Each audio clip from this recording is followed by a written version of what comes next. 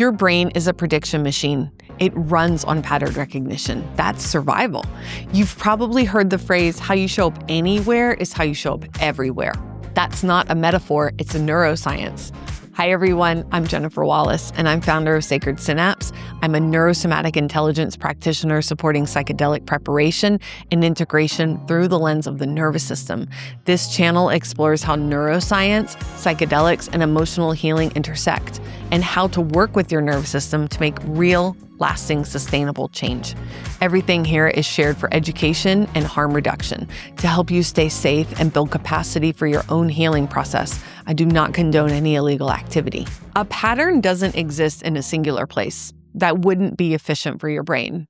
When neurons fire together, they wire together. So that same pattern, what we call a neurotag, shows up across your entire life. Take scarcity, for instance. If you carry a scarcity pattern with money, you'll likely find it in time, in love, in value, in worth, and so on. Because the brain doesn't just code those as separate experiences, it runs them through a familiar network. So when you start working to interrupt a pattern or change a behavior, you have to get the altitude on it. What activates this pattern? What's the belief underneath it?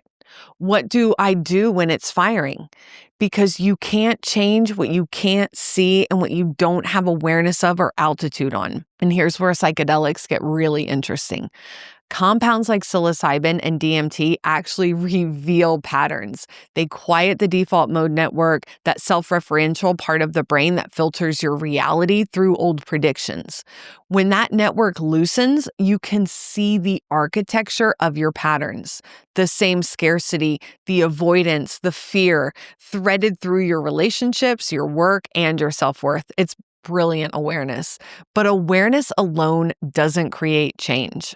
And change is inherently threatening to the prediction machine that is your brain.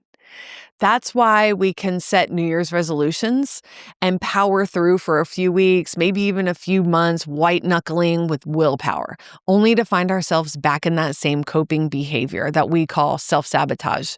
That's not failure, that's protection. Those behaviors, whether it's food, shopping, scrolling, shutting down, drinking, they are outputs from your nervous system designed to keep you regulated. They're behavioral outputs of protective mechanisms, and they are designed to keep you regulated.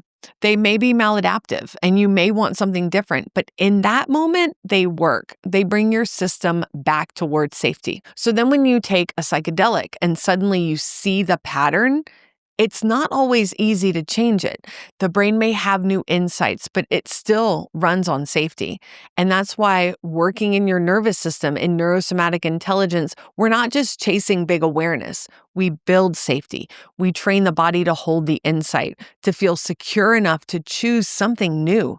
Every rep of regulation chips away at the old neurotag, and we start forming a new pathway. And that's where real lasting change happens, not in the peak, in the practice. Your brain predicts your future from your past until you show it something different. And that's why we work in our nervous systems. This is what neurosomatic intelligence does. It helps you walk a safe path. So you can start your training today at ssrewire.com, or you can join us at neurosomaticintelligence.com/illuminated if you're a practitioner, a therapist, or facilitator that wants to bring the nervous system into the peak experience.